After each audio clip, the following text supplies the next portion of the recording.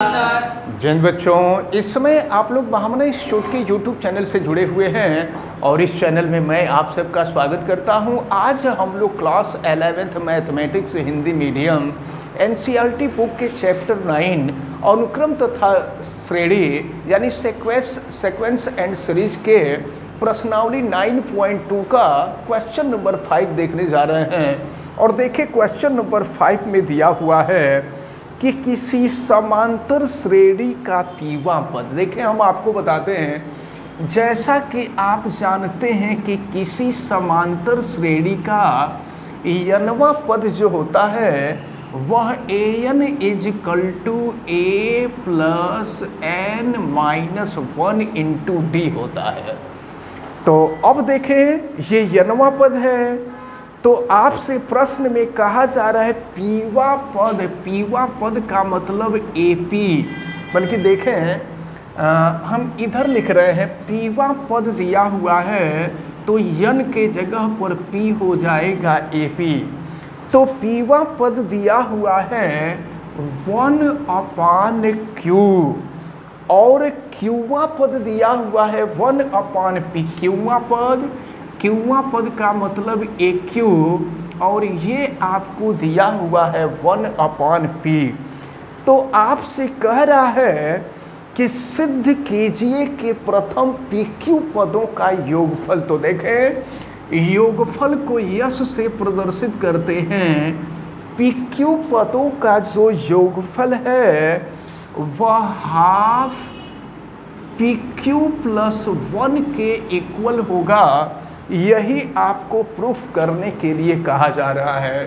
तो चले देखें, तो अब AP, अब जहाँ जहाँ n है वहाँ वहाँ P कर देंगे। देखिए आप, तो AP की वैल्यू दी गई है, ये हो जाएगा आपका A plus P minus 1 into D is equal to हो जाएगा 1/Q। हम D का अंदर मल्टीप्लिकेशन कर दे रहे हैं तो A plus PD minus D is equal to 1/Q हो जाएगा। अब दूसरा वाला देखें, क्यूवा पद 1/P है, तो क्यूवा पद 1/P होगा तो जानते हैं क्या होगा, जहाँ जहाँ P है वहाँ वहाँ Q हो जाएगा। तो देखिए क्या हो जाएगा A प्लस QD और minus D is equal to 1/P। ये हो गया इक्वेशन नंबर 1, ये इक्वेशन नंबर 2। इन दोनों इक्वेशन को सॉल्व करके हम लोग A और D की वैल्यू निकाल लें। A और D की वैल्यू जब मालूम हो जाएगी तो हम PQ पदों का योग निकाल लेंगे। तो चलिए एक काम करते हैं, इक्वेशन 1 में से इक्वेशन 2 को माइनस कर देते हैं। तो ये माइनस हो जाएगा, ये माइनस हो जाएगा, ये प्लस हो जाएगा, ये माइनस हो जाएगा। तो देखें A से A कैंसिल हो जाएगा, D से D कैंसिल हो जाएगा। ये हो गया आपका PD minus QD is equal to 1/Q minus 1/P। अब यहाँ से D कॉमन ले लीजिए तो P minus QD is equal to, ज़रा देखिए ये Q 1/Q और 1/P को हम सॉल्व करते हैं तो एलसीएम ले लेते हैं PQ और Q से डिवाइड करेंगे तो P हो जाएगा और फिर P से डिवाइड करेंगे तो Q हो जाएगा। ज़रा देखिए इधर भी P माइनस Q है, इधर भी P माइनस Q है, कैंसिल हो गया तो D की वैल्यू निकल गई 1/PQ। अब D की वैल्यू इक्वेशन 1 या इक्वेशन 2 किसी एक में रख दें। तो चलिए हम D का मान समीकरण नंबर 1 में रख देते हैं। लिख दिया जाएगा D का मान समीकरण नंबर 1 में रखने पर रख देते हैं। तो A प्लस P और D की वैल्यू है 1/PQ माइनस फिर D की वैल्यू 1/PQ और ये इज इक्वल टू हो जाएगा 1/Q। फिर देखें क्या हो जाएगा, P से P कैंसिल कर देंगे, A plus 1/Q minus 1/PQ is equal to 1/Q। तो 1/Q से 1/Q कैंसिल हो जाएगा, A minus 1/PQ is equal to 0 तो A इज इक्वल टू हो जाएगा 1/PQ। तो देखिए A की वैल्यू भी 1/PQ निकल गई और D की वैल्यू भी 1/PQ निकल गई। और आपको मालूम है कि किसी भी समांतर श्रेणी के n पदों का जो योगफल होता है वो Sn is equal to n/2 2a plus n minus 1 into D होता है। कक्षा हाई स्कूल में आपने पढ़ा होगा इस फार्मूले को, n पदों का योगफल। तो आपसे प्रश्न में कह रहा है PQ पदों का योगफल ज्ञात करने के लिए, तो जहाँ जहाँ n है वहाँ वहाँ हम PQ कर देंगे। तो yes PQ is equal to हो जाएगा PQ/2, 2a की वैल्यू है 1/PQ और प्लस n के जगह पर PQ-1 और d की जो वैल्यू है ये भी है 1/PQ। तो ये हो जाएगा SPQ इज इक्वल टू, ये हो जाएगा PQ/2 और देखिए ये हो जाएगा 2/PQ। अब 1/PQ का हम मल्टीप्लिकेशन कर देंगे तो ये हो जाएगा आपका PQ/PQ और -1 हो जाएगा PQ। अब देखिए क्या होगा, PQ से PQ कैंसिल हो गया, ये हो गया yes PQ is equal to PQ/2 और ज़रा यहाँ देखिए 2/PQ माइनस 1/PQ, तो ये हो जाएगा आपका 1/PQ और प्लस हो जाएगा 1। अब ये हो जाएगा SPQ is equal to PQ/2। अब इसको सॉल्व कर लीजिए, 1 प्लस PQ/PQ। अब देखिए क्या हो जाएगा, PQ से PQ कैंसिल हो गया। अब ये हो गया यस PQ इक्वल टू, यहाँ हम लिख देते हैं 1/2, यहाँ PQ को पहले लिख देते हो जाएगा PQ+1। यही हम लोगों को सिद्ध करना था कि इस समांतर श्रेणी के PQ पदों का जो योगफल होगा वो हाफ PQ+1 होगा। तो ये प्रूफ हो गया, यहाँ हम लिख देंगे दैट प्रूव्ड। तो इस प्रकार ये जो क्वेश्चन नंबर 5 था, ये क्वेश्चन नंबर 5 आपका कंप्लीट होता है। अब हम देखते हैं क्वेश्चन नंबर 6। क्वेश्चन नंबर 6 में दिया हुआ है, यदि किसी समांतर श्रेणी, देखिए समांतर श्रेणी आपको दी गई है 25, 22, 19 एंड सो ऑन के कुछ पदों का योगफल 116 है।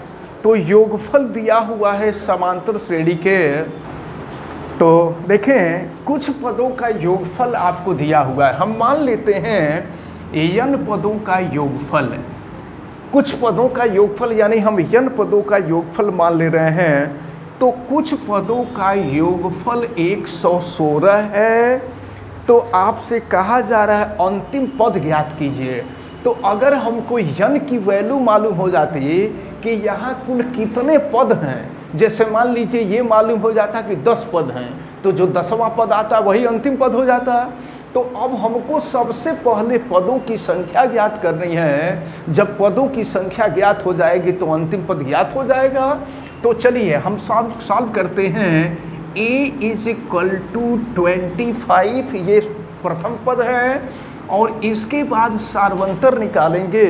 दूसरे पद में से पहले पद को हम माइनस करेंगे 22 माइनस 25, यानी ये हो जाएगा -3। और Sn इज इक्वल टू आपको दिया ही है, तो फार्मूला हम अप्लाई कर देंगे Sn is equal to n/2 2a plus n minus 1 into D.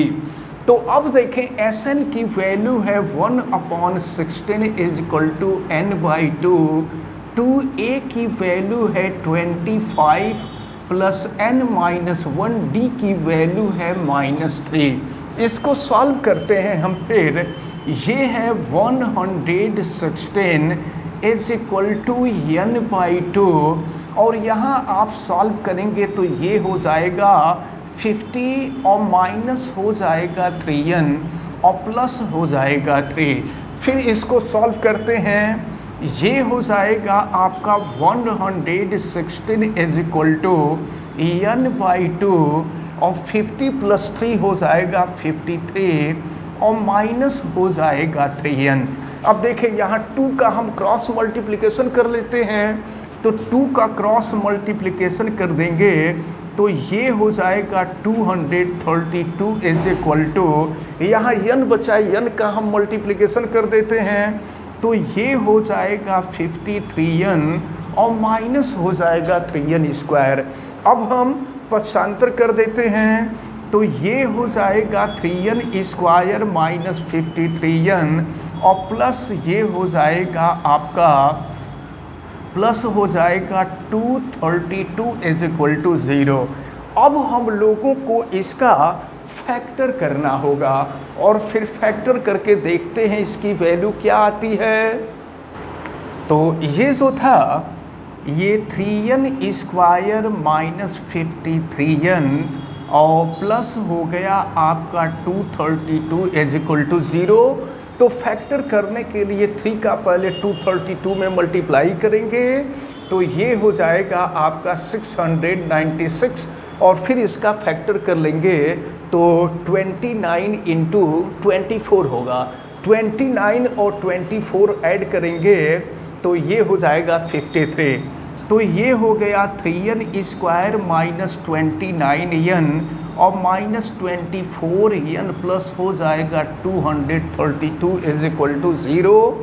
अब यहाँ से हम कॉमन लेते हैं n तो ये हो जाएगा आपका 3n और माइनस हो जाएगा 29 और यहाँ से अगर हम 8 कॉमन ले लेते हैं माइनस 8 तो ये भी हो जाएगा 3n माइनस 29 इक्वल टू 0। अब दोनों को बारी बारी से 0 के इक्वल करेंगे, लेकिन अभी इसको एक जगह कर लें तो ये 3n माइनस 29 हो जाएगा और यहाँ n माइनस 8 इक्वल टू 0। बारी बारी से दोनों को 0 के इक्वल करते हैं तो ये हो गया 3n माइनस 29 इक्वल टू 0। तो 3n इक्वल टू हो जाएगा 29, n इक्वल टू 29/3। देखें n पदों की संख्या और पदों की संख्या पूर्णांक आता है और यहाँ पर n की वैल्यू जो आ रही है ये पूर्णांक नहीं आ रही है, इसलिए यह वैल्यू अमान्य होगी। अब दूसरा n-8 है तो n-8 इक्वल टू 0 करेंगे तो n इक्वल टू 8। मतलब ये हुआ कि इस समांतर श्रेणी में पदों की संख्या 8 होगी। तो जब अंतिम पद निकालना होगा तो 8वां पद अंतिम पद होगा। आपको मालूम है nवां पद ज्ञात करने के लिए formula a plus n-1 into D होता है। तो n के जगह पे अगर हम 8 कर दें तो a8 इक्वल टू a की वैल्यू हम रख दे रहे हैं, a की वैल्यू है 25 और प्लस n के जगह पे 8 माइनस 1 और d की वैल्यू है -3। फिर ये हो जाएगा a8 इक्वल टू 25 और प्लस 8 माइनस 1 7 और माइनस हो जाएगा 3a8 इक्वल टू 25 और ये हो जाएगा 21। तो 25 में से 21 माइनस करेंगे तो 4 हो जाएगा। तो इस प्रकार आप देख रहे हैं क्वेश्चन नंबर 6 में आपसे पूछा जा रहा था कि इसमें अंतिम पद क्या होगा, तो अंतिम पद जो होगा वो 4 होगा। तो इस प्रकार ये जो क्वेश्चन नंबर 5 और क्वेश्चन नंबर 6 सॉल्व होता है। हमें उम्मीद है कि ये दोनों क्वेश्चन आपको समझ में आए होंगे।